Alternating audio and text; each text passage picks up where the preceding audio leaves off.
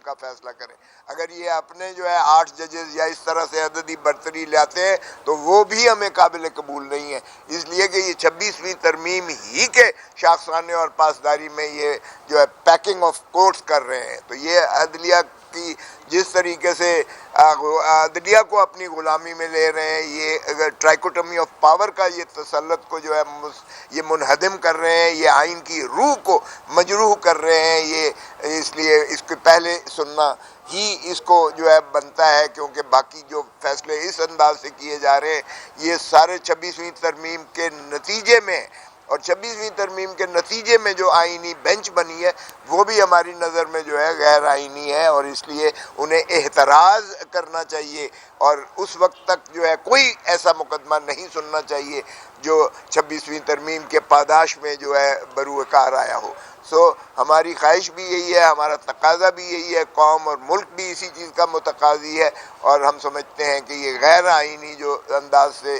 حکومت آئی ہے اسی غیر آئینی انداز سے جو ہے سپریم کورٹ بھی اگر اس طرح سے پروسیڈ کرتی ہے تو وہ کسی کو قابل قبول نہیں ہے. آئی ہے. آپ کو یاد ہوگا الیکشن سے پہلے 100 سے زائد ایک ایف آئی اے کی جے آئی ٹی بنی تھی جس میں آئی ایس آئی اور آئی بی کے نمائندے تھے. اس جے آئی ٹی نے 100 سے زائد نوٹسز دیے تھے رپورٹرز کو، جرنلسٹ کو، سوشل میڈیا پہ جو انفلوئنسرز ہیں ان سب کو نوٹسز دیے تھے، اور مقصد یہ تھا کہ ان کو انٹیمیڈیٹ کیا جائے اور آوازیں جو ہیں وہ روکی جائیں. مین سٹریم میڈیا کو تو ویسے ان کے اور بڑے حربے ہیں اس کو کنٹرول کرنے کے. جو سوشل میڈیا ہے اس کو وہ یوز کر رہے تھے ایف آئی اے کو اور انٹیلیجنس ایجنسیز کو ان نوٹسز کے ذریعے. وہ تمام چیزیں جو ہیں یہاں پریس ایسوسی ایشن جو سپریم کورٹ بار کی ہے اس نے چیلنج بھی کیے تھے. ان میں یہ چیلنج کیا تھا کہ اگر یہ جو باقاعدہ جو ڈیفیمیشن کے لاز ہیں آپ ان کو استعمال کر سکتے ہیں، پیکا کے قوانین نہیں استعمال کر سکتے. آپ اگر کوئی ایف آئی آر رجسٹر نہیں ہوئی تو آپ اس میں کوئی تفتیش نہیں کر سکتے. آپ تفتیشی عمل میں انٹیلیجنس ایجنسیز کو شامل نہیں کر سکتے کیونکہ ان کا یہ کانسٹیٹیوشنل اور قانونی رول نہیں ہے. صرف قانون نافذ کرنے والے ادارے اس تفتیشی عمل میں شامل ہوتے ہیں. یہ تمام چیزیں جو ہیں یہ اس نئی پیکا امینڈمنٹ ایکٹ کے ذریعے ان سب چیزوں کو لیجیٹمائز کرنے کا، ریٹیفائی کرنے کا طریقہ ہے. اور مقصد یہ ہے کہ آلریڈی آپ دیکھ رہے ہیں ہماری پارلیمنٹ بھی کنٹرولڈ ہے، ہماری جوڈیشری بھی کنٹرولڈ ہے اور ہمارا میڈیا بھی کنٹرولڈ ہے. ایک جو تھوڑی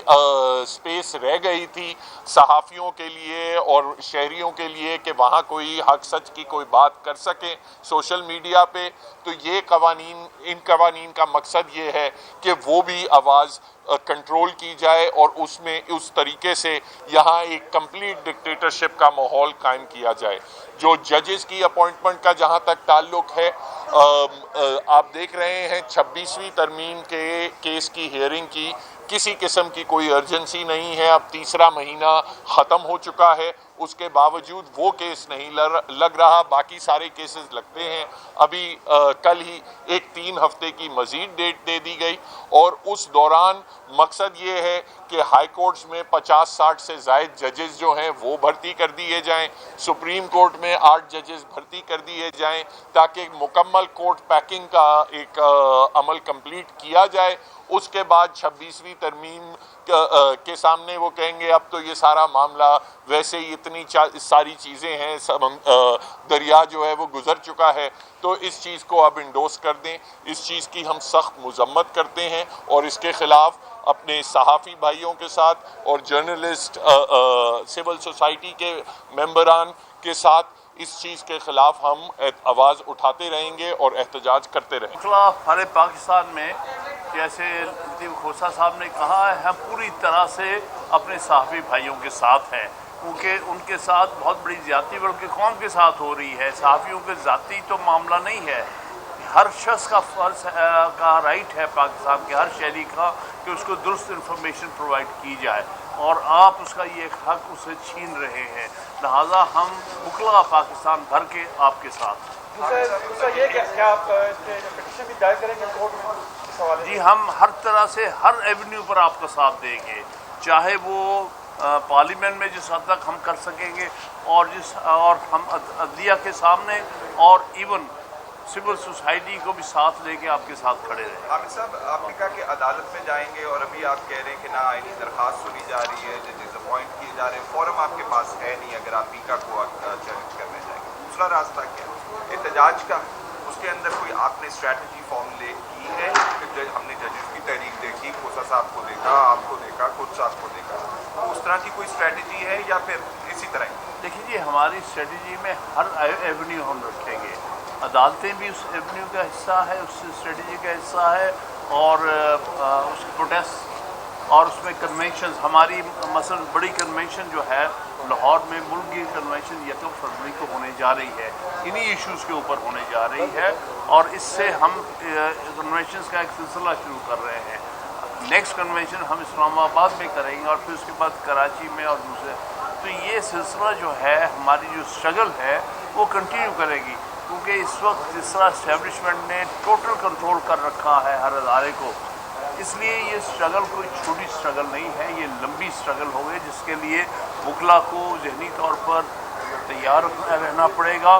اور انشاءاللہ تعالیٰ کیونکہ حق کی ہماری یہ ایک اسٹرگل ہے،